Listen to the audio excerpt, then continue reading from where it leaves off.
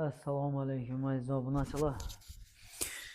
Bugungi videomizda sizlarga ko'pchiligimiz hozir kerakli bo'lib turgan o'z uylarida o'zlari o'rnatish xohlab turgan aka-ukalar bilganlara, bilmaganlar ham bir eslatma.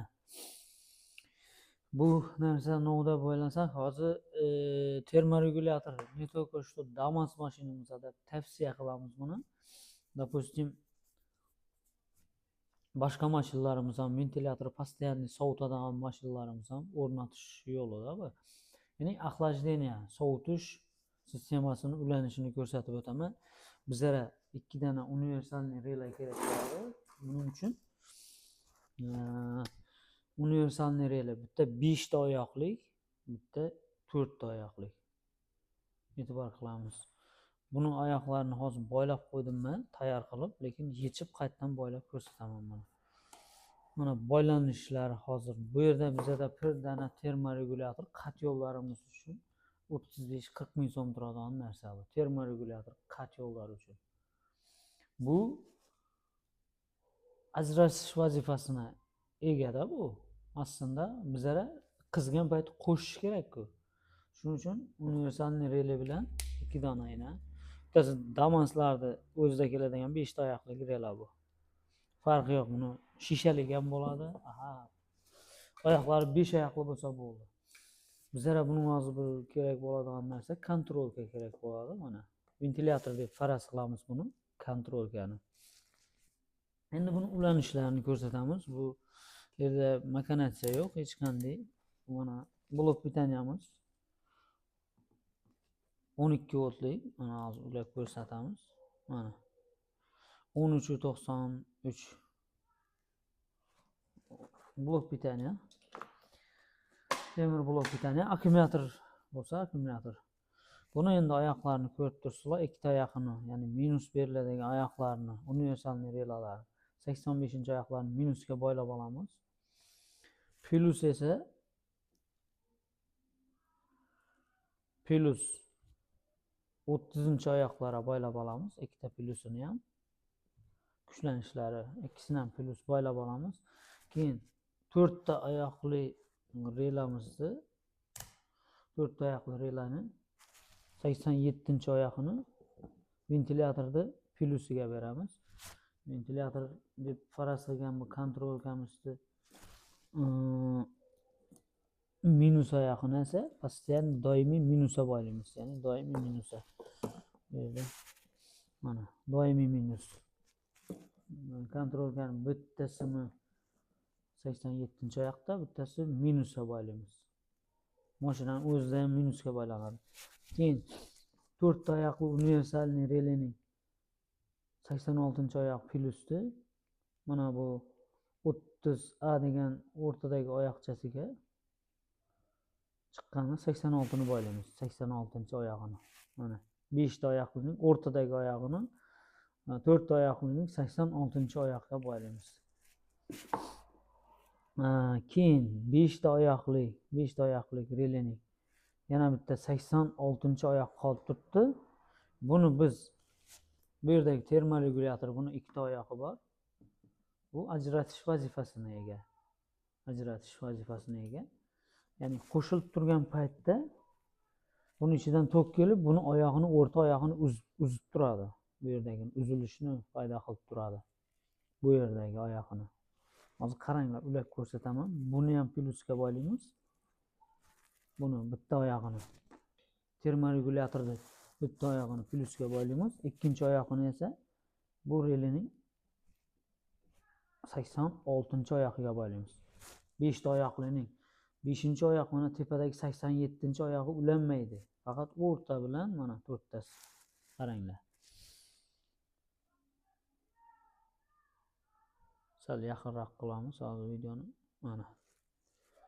Yaxshiroq ko'rinish uchun kontrolka ko'rinmay qoladi ekan. Qaranglar. Endi buni ulab oldik, mana ulanishlari. Plus aylanib kelyapti prosta bu termoregulyatorning ichidan plus. Xohlanglar zamokdan qo'yinglar plusni, xohlanglar bez zamok, через zamok farqi yo'q. Men faqat oddiy tushuncha beraman.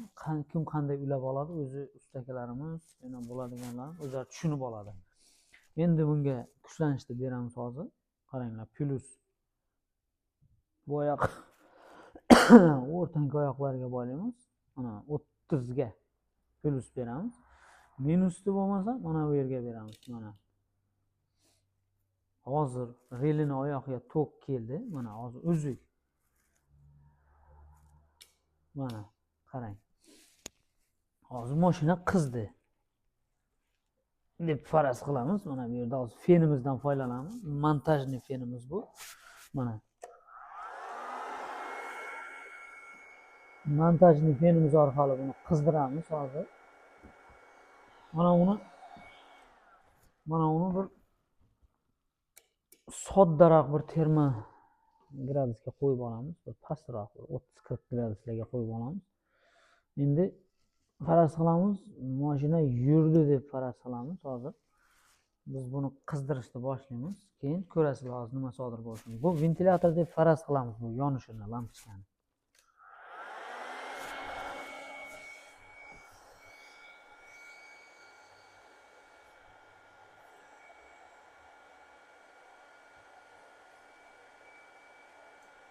O'ynab qolyapti shamol bilan.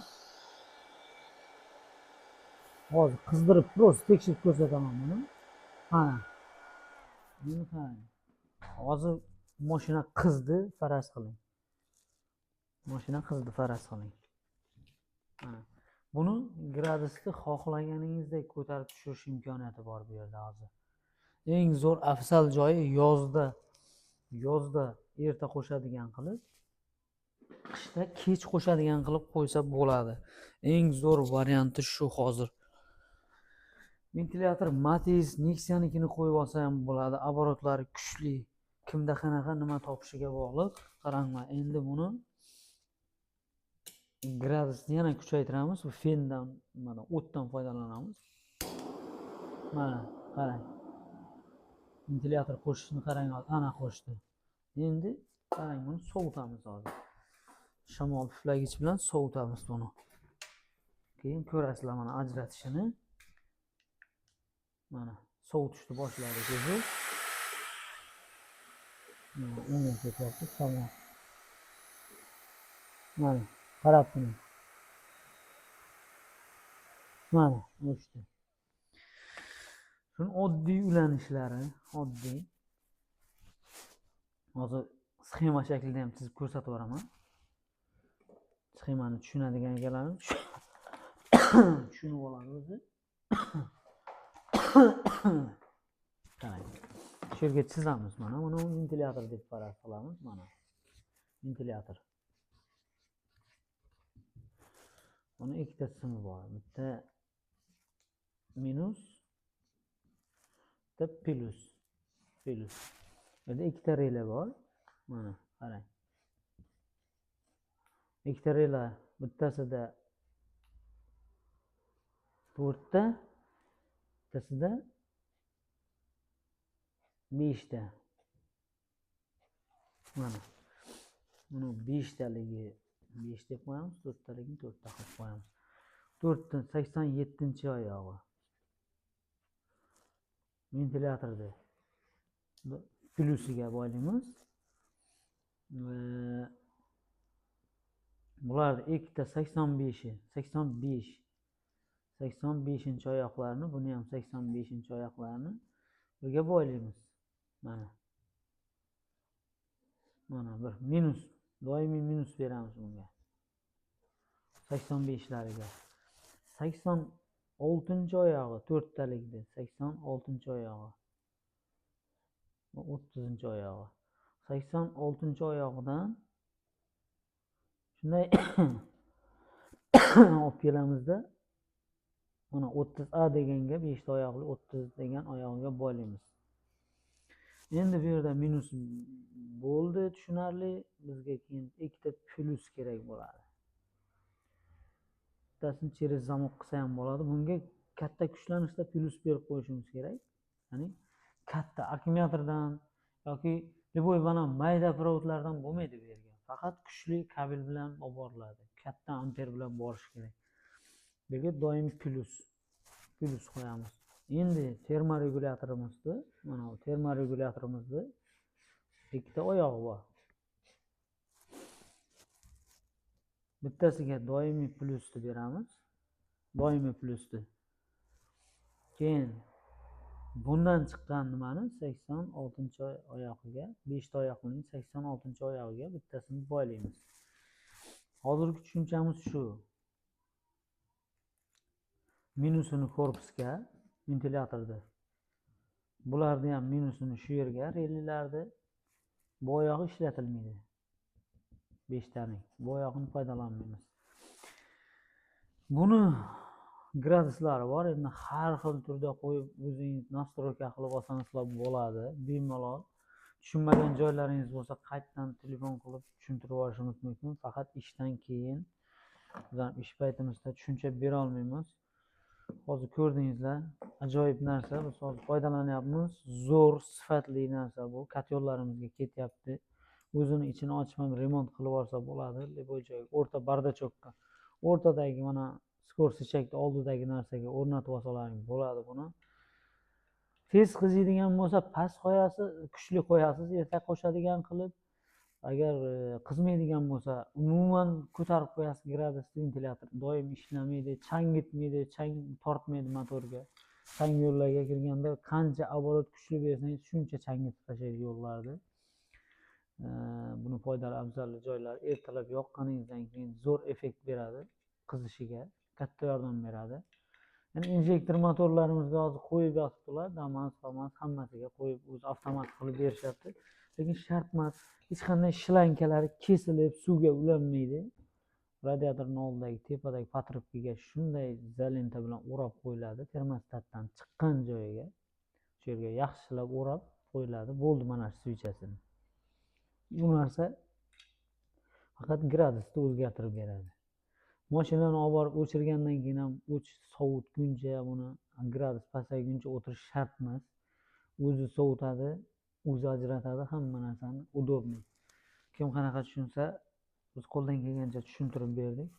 Bemalol kommentariyalarga yozib, kanalga obuna bo'lib, kerakli foydali videolar chiqarib boramiz. Sog' bo'linglar, salomat bo'linglar. Obuna bo'lib qo'yishni unutmanglar. Bir like.